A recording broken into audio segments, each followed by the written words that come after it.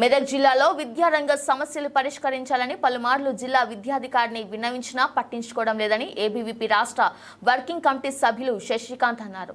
రామయంపేట మండల కేంద్రంలో మెదక్ జిల్లాలో విద్యా సమస్యలు తీవ్రంగా ఉన్నాయని అధికారులకు ఎన్నిసార్లు చెప్పినా పట్టించుకోకపోవడంతో నేడు ఏబీవీపీ రాష్ట్ర వర్కింగ్ కమిటీ సభ్యుడు శశికాంత్ ఆధ్వర్యంలో దున్నపోతుకు వినతి పత్రం అందజేసి వినూత్న నిరసన వ్యక్తం చేశారు.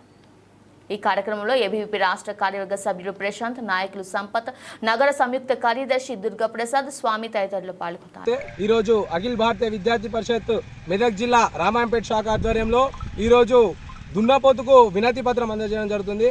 ఎందుకంటే తెలంగాణ రాష్ట్రంలో విద్యా సంవత్సరం మొదలైనటువంటి 20 రోజుల నుంచి జిల్లాలో ఉన్నటువంటి మెదక్ జిల్లాలో ఉన్నటువంటి విద్యాధికారి విద్యారంగం పైన, విద్యార్థి స్థితిగతుల పైన, అలాగే ప్రభుత్వ పాఠశాలల పైన ఎలాంటి చర్యలు తీసుకుంటలేడు, ఎలాంటి స్పందన లేదు. కాబట్టి అతని స్పందన దున్నపోతు మీద వర్షం పడ్డట్టుగా ఉన్నది. కాబట్టి ఈరోజు అతనికి ఇచ్చే బదులు దున్నపోతుకే ఇచ్చింది మేలని ఏబీవీపీ రోజు దున్నపోతుకు వినతి పత్రం అందజేయడం జరుగుతుంది.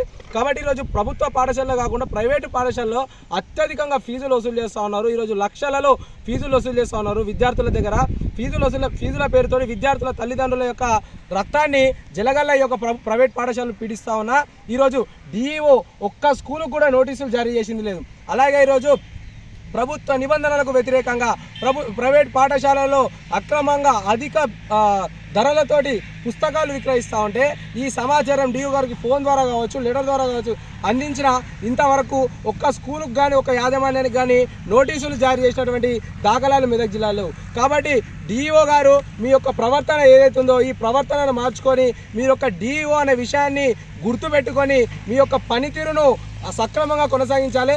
లేకపోతే ఈ దున్నపోతుకు వినతి పత్రం ఇచ్చుడు కాదు, దున్నపోతులను రోడ్డు మీద కాదు నీ కలెక్టరేట్ ఆఫీస్లో కూడా తీసుకొచ్చేటటువంటి పరిస్థితి ఏర్పడతాయని చెప్పేసి ఈరోజు ఏబీవీపీ డిమాండ్ చేస్తుంది. అలాగే ఈరోజు చూసుకున్నట్టయితే ప్రభుత్వ పాఠశాల ఉపాధ్యాయులకు నూతనంగా బదిలీలు జరిగినాయి. ఈ బదిలీల కారణంగా వాళ్ళ యొక్క రియల్ ఎస్టేట్ల వ్యాపారం కోసము వాళ్ళకు అనుకూలంగా ఉన్నటువంటి ప్రాంతాలకు ట్రాన్స్ఫర్ చేసుకోవడం వల్ల విద్యార్థుల యొక్క చదువులు అందుకోలేకపోతున్నాయి. ఎందుకంటే ఆ యొక్క ఖాళీలను భర్తీ చేయలేకపోతుంది. అటు ప్రభుత్వం ఖాళీగా ఉన్నటువంటి పోస్టులు భర్తీ చేయదు, ఇటు వీళ్ళ ద్వారా విద్యార్థులకు విద్య అందేది.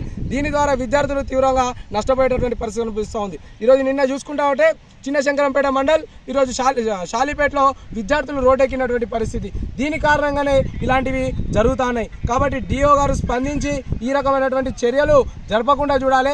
అలాగే ప్రైవేటు పాఠశాలలను అనగదొక్కేటటువంటి విధంగా ప్రయత్నం చేయాలి. అంతేగాని ప్రైవేట్ పాఠశాలలకు తొత్తులుగా పనిచేసేటటువంటి వ్యవహారాన్ని డిఓ గారు మార్చుకోవాలని చెప్పేసి ఈ సందర్భంగా మేము డిమాండ్ చేస్తున్నాం. ఇంతేకాకుండా ఈరోజు డిఓ గారు ఇంతటి కూడా స్పందించి యాక్షన్లు తీసుకోకపోతే ఉద్యమము ఉధృతమై ఎవరి కంట్రోల్లో ఉండదని చెప్పేసి సందర్భంగా తెలియజేస్తూ డిమాండ్ చేస్తా ఉన్నాం. జై హింద్, జై భారత్.